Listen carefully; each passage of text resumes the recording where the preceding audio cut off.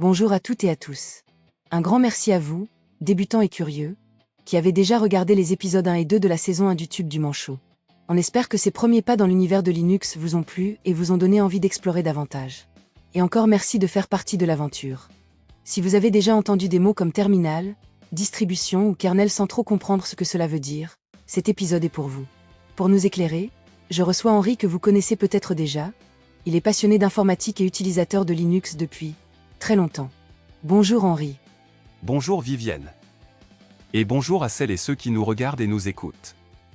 Oui, très longtemps, c'est une façon élégante de dire que j'ai commencé Linux à une époque où les écrans et les PC étaient gros, et où des modems très lents faisaient beaucoup de bruit.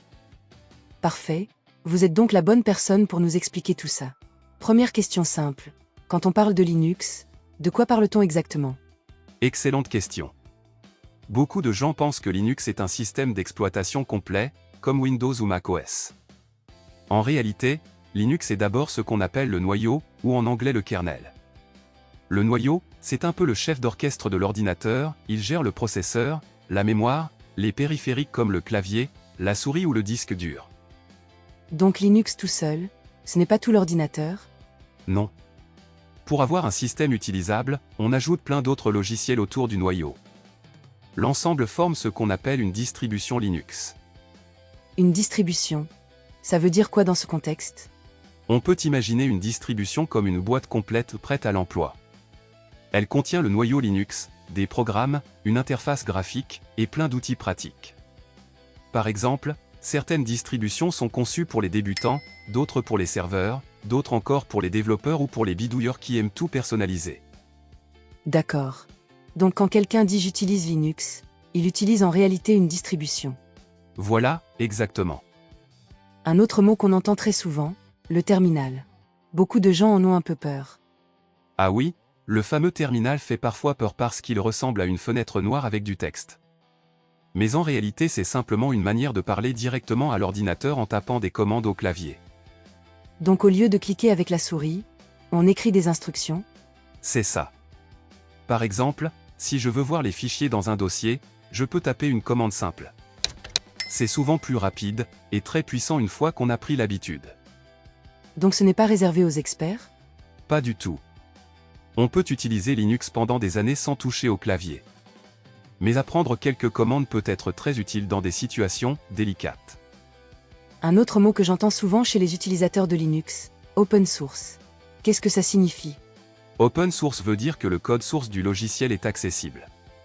Autrement dit, que le programme peut être lu, étudié, modifié et redistribué par tout le monde. Donc n'importe qui peut voir comment le logiciel fonctionne? Exactement. C'est un peu comme une recette de cuisine publiée dans un livre, tout le monde peut la lire, la modifier ou l'améliorer. Et c'est important dans l'univers Linux? Oui, c'est même une idée centrale. Des milliers de développeurs dans le monde participent à améliorer les logiciels libres. Parlons maintenant d'un mot un peu mystérieux. Dépôt, ou repository. Un dépôt, c'est simplement une grande bibliothèque de logiciels. Dans Linux, on installe la plupart des programmes depuis ces dépôts. Donc on ne télécharge pas les logiciels un peu partout sur Internet? Non, généralement on utilise le gestionnaire de logiciels de la distribution. Il va chercher les programmes directement dans ces dépôts officiels. C'est plus sécurisé que de charger des logiciels trouvés n'importe où sur Internet comme beaucoup le font avec Windows avec les risques sur la sécurité et la confidentialité que cela comporte. Justement, vous venez d'utiliser un autre terme, gestionnaire de paquets. Oui. Un paquet est un logiciel prêt à être installé. Et le gestionnaire de paquets d'une distribution est l'outil qui permet d'installer, mettre à jour ou supprimer ces logiciels. C'est un peu comme une boutique d'applications? Exactement, mais souvent plus centralisé et très pratique. Un mot que j'ai découvert récemment, root. Ça sonne presque comme un personnage de science-fiction. Oui, mais c'est simplement l'utilisateur qui a tous les droits sur le système. On peut dire que root est l'administrateur de l'ordinateur. Donc il peut tout faire? Oui, et c'est justement pour ça qu'on l'utilise avec prudence. Une mauvaise commande avec les droits root peut modifier beaucoup de choses et même effacer tout votre disque dur. Je comprends mieux maintenant pourquoi les utilisateurs expérimentés disent parfois attention avec root. Exactement. J'ai aussi entendu parler des droits d'accès. Les droits d'accès, c'est quoi? Dans Linux, chaque fichier et chaque dossier possèdent des droits d'accès. Ils servent à déterminer qui peut lire, modifier ou exécuter un fichier. On distingue généralement 3 catégories, le propriétaire du fichier, les membres d'un groupe et les autres utilisateurs. Cela permet de protéger les données et d'éviter que n'importe qui modifie ou supprime des fichiers importants. Il faut savoir qu'un PC sous Linux est nativement multi-utilisateur. Cela signifie qu'il est conçu dès l'origine pour que plusieurs utilisateurs puissent l'utiliser en même temps. Donc c'est un peu comme des permissions. Exactement. Par exemple, un fichier peut être lisible par tout le monde mais modifiable seulement par son propriétaire et ou exécutable par un groupe d'utilisateurs. C'est un système très simple mais très efficace pour organiser et sécuriser un système Linux.